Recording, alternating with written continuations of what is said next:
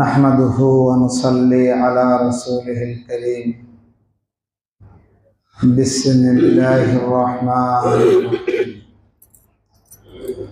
يا أيها الذين آمنوا اصبروا وصابروا ورابطوا لعلكم ترحمون اللهم صل وسلم وبارك عليك ونستغفرك ونتوب إليك মওলায়ে পাকের দরবারে কালিমাতুশ শুকর আদায় করব আলহামদুলিল্লাহ। আজকে আরবি মাসের 28 তারিখ জিলহজ মাস, হয় আগামীকাল অথবা পরের দিন মুহররমের 1 তারিখ হবে। এখন চলতেছে 45 হিজরি। চাঁদ উঠলে শুরু হবে 46 হিজরি।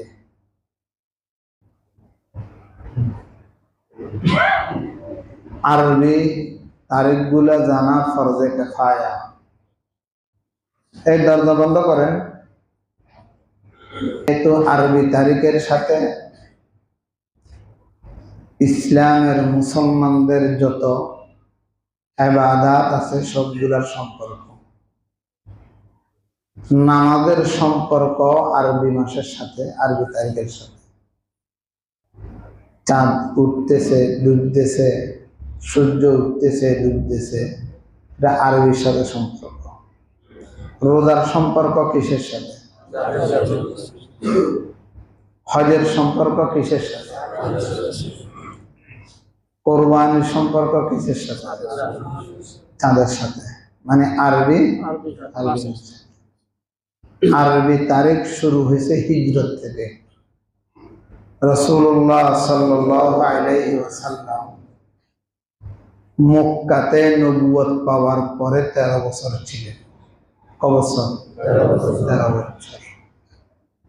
আল্লাহর হুকুমে 13 বছর পরে হিজরত করে মদিনাতে ছিলেন 10 বছর। মোট নবুয়তের 23 বছর। কত বছর? হিজরত কেন করলেন? হিজরত প্রথমত 2 প্রকার। একটা হলো হিজরত লিদ দুনিয়া, একটা হচ্ছে হিজরত লিল আখিরা। প্রথমত হিজরত। এরপরে আবার প্রত্যেকটা হিজরত 2 প্রকার। হিজরতে ইজতিমাই, হিজরতে ইনফিরাদি। ইনফিরাদি মানে আমি একা একা হিজরত করলাম, আমার সংসার পরিবার পরিজন হিজরত করল না। আর ইজতিমাই মানে সবাই মিলে আমরা হিজরত করে ফেললাম।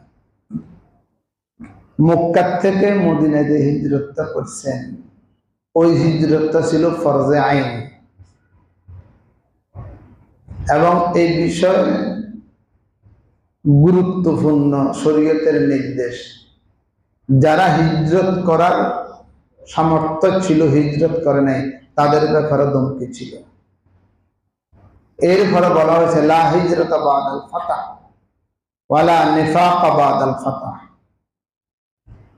ফতহ মক্কা হয়ে গেছে 10 বছর পরে, এরপরে কেউ যদি হিজরত করে, এই হিজরত ওই হিজরতের মতো না যে হিজরত ফতহ মক্কার আগে হয়েছে। এভাবে ফতহ মক্কার আগে যারা মুনাফিক ছিল, উপরে একটা ভিতরে একটা, তাদেরকে বলা হয় মুনাফিক।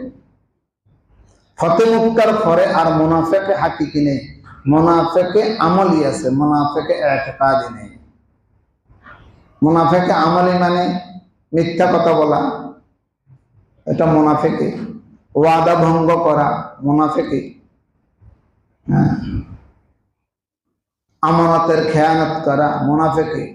আয়াতুল মুনাফিক সালাসুন ইযা হাদাসা কাযিবা ওয়া ইযা ওয়াদা আখলাফা ওয়া ইযা তুমিনা খানা। গতকালকে 2 লোক আমার সাথে ওয়াদা করছে 4টা বাজে আসবে। রাতের 10টা বাজে ফোন করতে করতে শেষ পর্যন্ত তাদের ফোন বন্ধ করে দিয়েছে, আমার সাথে মানে আর আসলো না। মুনাফিক। আমার অন্যান্য প্রোগ্রাম বাদ দিয়ে আমি অপেক্ষা করছিলাম তোমাদের জন্য, তোমরা আসো নাই। এটা মুনাফিকে আমলি, বড় ধমকি মুনাফিকের জন্য। আর কোরআনে কারীমে যে আছে ইন্নাল মুনাফিকিনা ফিদ দারকিল আসফালি মিনান নার, এটা মুনাফিকে ইতিকাদি। রাসূলুল্লাহ সাল্লাল্লাহু আলাইহি সাল্লামের জামানায় মুনাফিক ছিলেন। ইযা খালা বাযুম ইলা বাযিন ক্বালু নাহনু মাআকুম, কাফেরদের সাথে যাই বলে আমরা তো তোমাদের সাথে। যখন মুসলমানের সাথে যাই বলে আমরা তোমাদের সাথে। এটা মুনাফিকে ইতিকাদি। ফাতের পরে মুনাফিকে ইতিকাদি আর নাই, মুনাফিকে আমলি আছে। এখন হয় মুসলমান হয় কাফের। নবীর জামানায় 3 গ্রুপ ছিল। কয় গ্রুপ? মুসলমান, কাফের, মুনাফিক। বলেন ফাতে মক্কার পরে মুসলমান আর কাফের, তৃতীয় নম্বরটা বাদ। মুনাফিক তো মুনাফিক নাই, মুনাফিক করলে তার কল্লা ফেলা দেওয়া কাফের। মুনাফিকের লিস্টটি নবী প্রকাশ করেন নাই। এক সাহাবীর কাছে দিতে, আমি প্রকাশ করব না, প্রকাশ করলে সমস্যা হবে মুসলমানদের জন্য। হযরত ওমর ফারুক রাদিয়াল্লাহু তাআলা আনহু যাই বলে, হুযায়ফা আমার নামটা মুনাফিকের লিস্টে আছে, দেখো। আল্লাহু আকবার। যিনি ইসলামের দ্বিতীয় নম্বর খলিফা, আমার নামটা মুনাফিকের লিস্টিতে আছে কিনা দেখো। কেমন ভয় ছিল তাদের। হিজরত লিদ দুনিয়া, হিজরত লিল আখিরা। এই যে নববর্ষ শুরু হলো হিজরত লিল আখিরা, এটা হাদিসে জিবরিলে আছে, যেটা ইন্নামাল আমালু বিন্নিয়াতের হাদিস।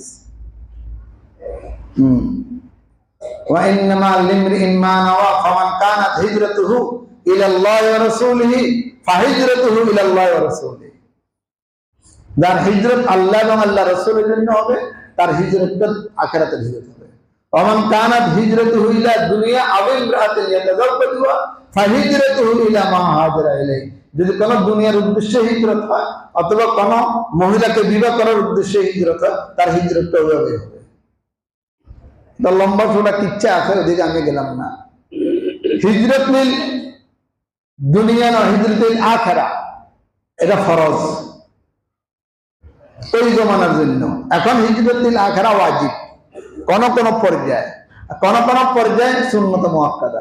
আমি এখানে থাকতেছি না, থাকলে আমার পর্দার অসুবিধা হয়, দিন শরীয়ত মতে চলতে পারি না।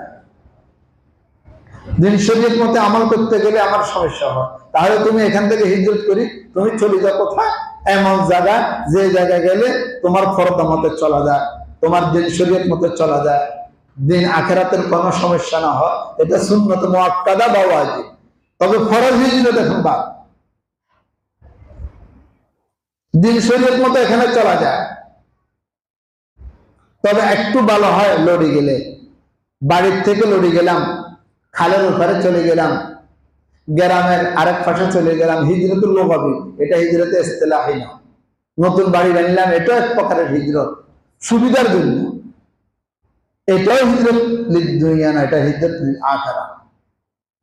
হিজরত করছে এই নিয়তে, আমি এখান থেকে ওখানে গেলে জমি সস্তা, এখানে 2 ডিসিম বেশি, ওখানে 2 কানি কিনা যাবে। আর ওই এলাকায় মাছের গের দেওয়া যাবে, ফল ফলাদির গাছ লাগানো যাবে, শরীরের আরাম হবে, এটা মুবাহ।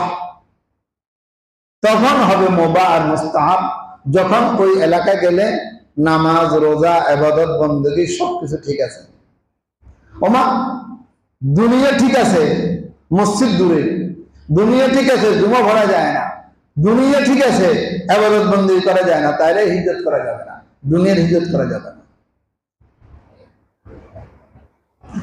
খাওয়া দাওয়ার জন্য, আবহাওয়ার পরিবর্তনের জন্য, শরীরের আরামের জন্য হিজরত যেটা করে, আমাদের অনেকেরাই করে, এক জায়গা থেকে আরেক জায়গায় হিজরত করে। ঢাকা বাসা বাড়ি করে এখানে সব বিক্রি করে ফেলছে, এটা এক প্রকারের হিজরত। যারা চাকরি করতে এক দেশ থেকে এক দেশে যায়, এটা হিজরত নয়, এটা হিজরত লুগাবি, এটা আবার চলে এসছে। এটা স্থায়ীভাবে যেটা হিজরত হয়ে যায়, এটাকে বলা হয় হিজরত। এখনো আমাদের মুরব্বীরা কেউ কেউ আছে আখিরাতে হিজরত করছে। হযরত ইমদাদুল্লাহ মুহাজিরে মক্কি রাহমাতুল্লাহ আলাইহি, যিনি আশরাফ আলী থানভী রাহমাতুল্লাহ আলাইহি, যিনি রশিদ আহমদ গঙ্গুই রহমতুল্লাহ আলাইহির মুরব্বী পীর, হিজরত করে মক্কা শরীফ চলে গেছে। ওনার কবর জান্নাতুল মুআল্লা, যেখানে খাদিজাতুল কুবরার কবর। খলিল আহমদ সাহারানপুরি রহমতুল্লাহ আলাইহি হিজরত করে চলে গেছে মদিনা শরীফে। সাহারানপুর মাদ্রাসার শাইখুল হাদিস ছিলেন, বহুত বড় আলে ইলম ছিলেন, হিজরত করে চলে গেছেন সে মদিনায়। মুহাজির মদনী। এখন এটার কোনো সুরত নাই, একসময় তো এটার সুরত ছিল, যাই থাকতে থাকতো। এখন থাকার সুযোগ নেই, থাকতে চাইলেও আপনি দেখতে পারবেন না। দেখ, এটা প্রসঙ্গীয় কথা। হিজরত শুরু হয়েছে 13 হিজরিতে। বলেন কত হিজরিতে? 13 হিজরিতে। রাসূলুল্লাহ সাল্লাল্লাহু আলাইহি সাল্লামের সফর সঙ্গী ছিলেন হযরতে আবু বকর সিদ্দিক রাদিয়াল্লাহু তাআলা আনহু। আল্লাহ নবী শুধু কথা বলছে আবু বকরকে, আবু বকর একদিন আমাদেরকে মক্কা ছেড়ে যেতে হবে। শুধু কথা বলছে, তুমি তৈয়ার থাকো, প্রস্তুত থাকো, তুমি আমার সাথে যেতে হবে। কিচ্ছু বলে না, শুধু বলছে আমরা একদিন মক্কা ছেড়ে চলে যাব। হযরত আবু বকর সিদ্দিক রাদিয়াল্লাহু তাআলা আনহু বলে, যে দিন থেকে শুনছি আল্লাহ নবী মক্কা ছেড়ে মদিনায় চলে যাবে, ওই দিন থেকে রাত্রের বেলায় বিছানার সাথে ফিট লাগানোকে হারাম করে দিয়েছি। আল্লাহু আকবার। দরজায় এভাবে দাঁড়িয়ে দেখতাম, এভাবে দরজায় ফিট লাগায় দাঁড়িয়ে দেখতাম। কোন দিন কোন সময় নবী রাসূলুল্লাহ সাল্লাল্লাহু আলাইহি ওয়াসাল্লাম আসি দরজায় আওয়াজ দেয় যে, আর আমি যদি শুয়ে থাকি, আমি যদি ঘুমিয়ে পড়ি, আমি যদি অন্য জায়গায় থাকি, তো নবীর দরজা অপেক্ষা করতে হবে। অপেক্ষা করাটা কোনো কিছুর জন্য এটা বহুত বড় কঠিন। আল ইন্তেজার আসাদ্দু মিনাল মাউত, মৃত্যুর থেকে কঠিন একটা জিনিসের জন্য অপেক্ষা করা। এই জন্য কোনদিন ওই দিন থেকে বিছানার সাথে ফিট লাগাই নাই। রাসূলুল্লাহ সাল্লাল্লাহু আলাইহি ওয়াসাল্লাম হযরত আবু বকরের দরজায় আসি বলে, ইয়া ইবনে আবি কুহাফা, আবু বকরের আগের নাম, ইয়া আবু বকর, সাথে সাথে বলে লাব্বাইকা ওয়া সাআদাইকা ইয়া রাসূলুল্লাহ।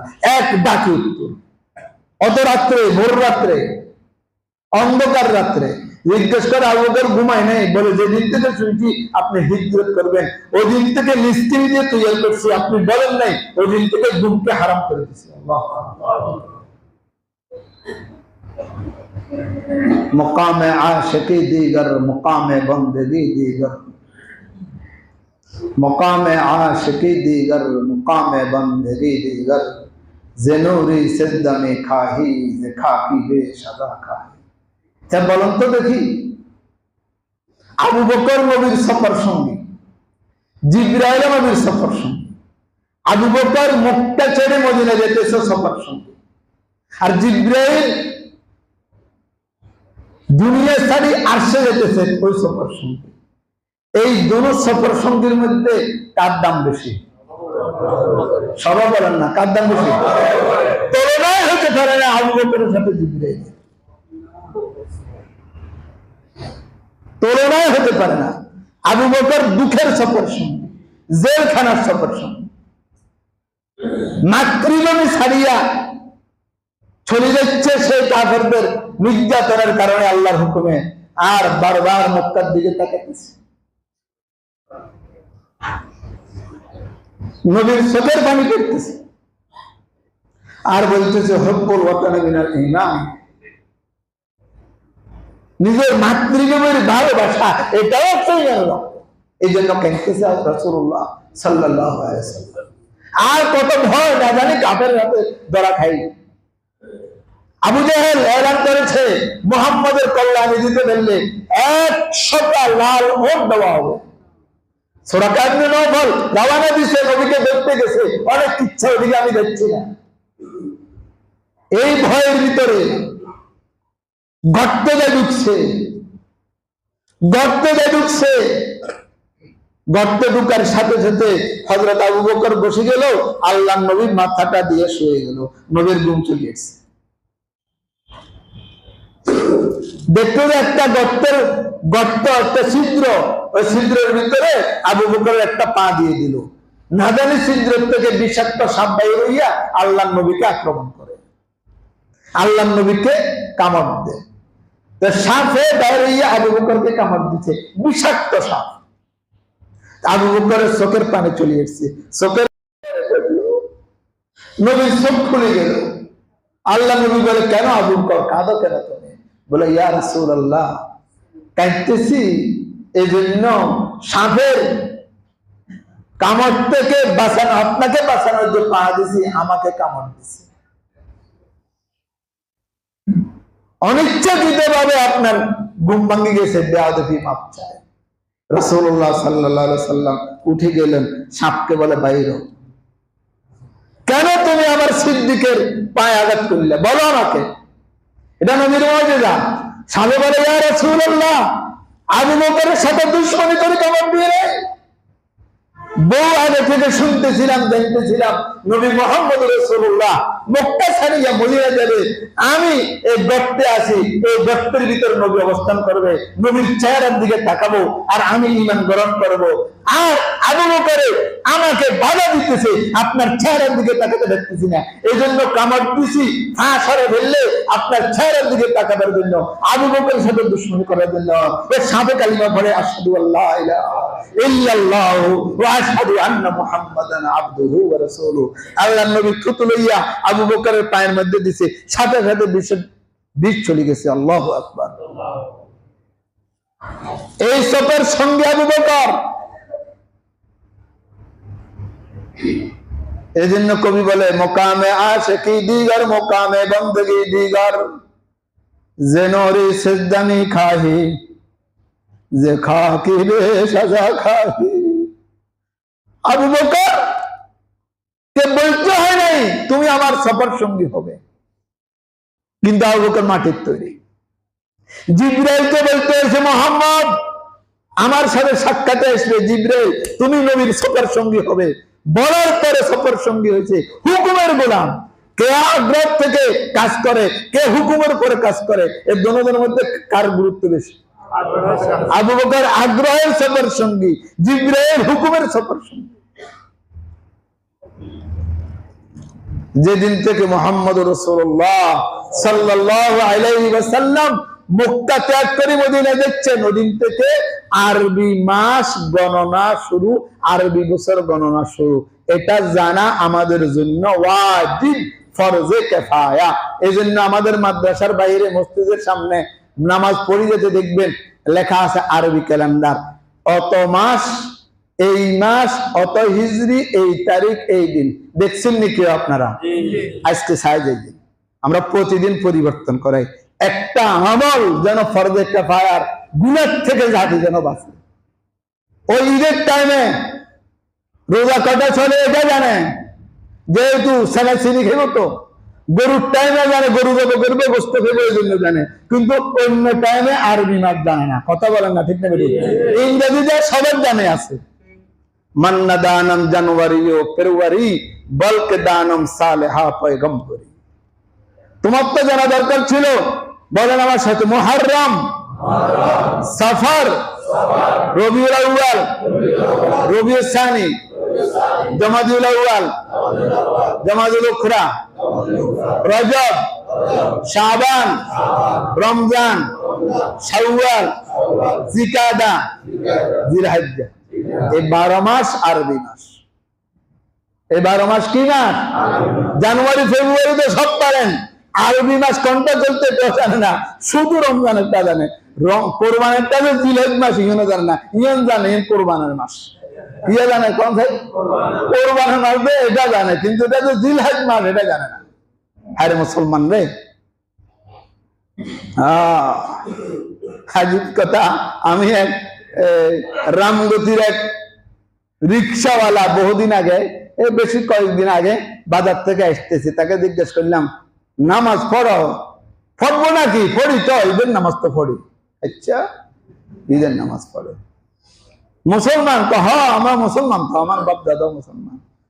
তো নবীর নাম ফারা, কফারি নবীর নাম বলা, আদম সাল্লাল্লাহু আলাইহি সাল্লাম। আমরা কিসের উম্মত? আদম সাল্লাল্লাহু আলাইহি সাল্লাম উম্মত। নাউযুবিল্লাহ। আমরা কি আদম সাল্লাল্লাহু আলাইহি সাল্লাম উম্মত? মুসলমান থাকতে আর বিশ্বাস করবো, আর নবীর নাম জানে না। কোন নবীর উম্মত সেটাও জানে না। মুসলমান, আপনি আর এই চা দোকানে বেশি, আপনি আর এই আড্ডা বেশি বলেন হুজুররা কি জানে, আমরা বেশি জানি। এই আমরা জানেন দে, এই দেখেন আমার উদাহরণ, আমরা বেশি জানেন দে, এইটা বেশি জানছে। আঙ্গ নবীর নাম কিয়া? আদম সাল্লাল্লাহু আলাইহি ওয়াসাল্লাম। তো বলার উদ্দেশ্য হলো আরবি মাস শুরু হলো মুহররম থেকে, হিজরত থেকে শুরু হয়েছে। লা হিজরাত বাদাল ফাতহ, ফাতহ মক্কার পরে আর হিজরত নাই। শরীয়তের যে হিজরত এটা এখন আর নাই। কে যদি তার ফরক করে, এটা মুস্তাহাব হবে, সুন্নত হবে, বেশি বেশি ওয়াজিব হবে, সুন্নত মুআক্কাদ হবে। দিনের কারণে করলে, দুনিয়ার কারণে করলে এটা হবে মুবাহ অথবা মুস্তাহাব, যেটা শারীরিক কারণে, পাড়া প্রতিবেশীর কারণে বা আবহাওয়ার কারণে, খানাফিনার কারণে যেটা করে এটা। কিন্তু আল্লাহর নবী যে হিজরতের কথা বলছে, ওই হিজরত হচ্ছে শরীয়তের হিজরত। কিসের হিজরত? শরীয়তের হিজরত। মাসটা কম মুখস্থ করিয়েন। আজকে 28 তারিখ কোন মাসের? জিলহজ মাসের। বলেন 28 তারিখ কোন মাসের? জিলহজ মাসের। সামনে যে মাসটা আসবে এই মাসটার নাম মুহররম। বলেন কি? 4টা মাস আশহুর হুরুম শরীয়তের দৃষ্টিতে। কয়টা মাস? বলেন। রজব, জিলকাদা, জিলহজ্জা, মুহররম। এই 4টা মাস আশহুর হুরুম। বলে হুজুর এগুলো আবার কোন জানোয়ারের নাম? এটা এখন আর বলার সময় নেই, এটা অন্য সময় বলবো। আশহুর হুরুম কাকে বলা হয়? এই 4 গুরুত্বপূর্ণ মাসের এক মাস আশহুর হুরুম। রমজান মাস আশহুর হুরুম ন, সেটা আরেক ডিপার্টমেন্টের কথা। রমজান মাস আশহুর হুরুমের ভিতরে পড়ে না। রমজান নিজে নিজে একা 100, আর আশহুর হুরুমে পড়ার দরকার নাই। কথাকে বুঝে হয়েছে নাকি? কয় আমাদের দেশে কয় সিনেমা কি, সিনা বাবুর খোঁজা লাগে না। রমজান মাস নিজে নিজে আশহুর হুরুমের থেকে আরো উপরে। এই জন্য অনেকের প্রশ্ন দেখতে পারে রমজান মাসের নাম তো এখানে আসেনি, সেটা ভিন্ন। এই 4 মাস কেন আশহুর হুরুম হইলো, রমজান মাস কেন আশহুর হুরুমের ভিতরে নেই, সেটা মাসালা ভিন্ন। যাক, আজকের মূল আলোচনা হলো যে আমাদের আরবি মাস শুরু হয়েছে মুহাম্মদুর রাসূলুল্লাহ সাল্লাল্লাহু আলাইহি ওয়াসাল্লামের হিজরত থেকে। নবীর কিসের থেকে? হিজরত থেকে শুরু হয়েছে। আরবি মাসগুলা জেনে রাখবেন, তারিখগুলা জেনে রাখলে বেশি ভালো। 2-4 জনে জানলে বাকিদের জিম্মাদের আদায় হয়ে যায়। একথা বলিয়া যে কেউ জানবে না এটা জানা না হয়। আল্লাহ আমাদেরকে বুঝার তৌফিক দান করেন।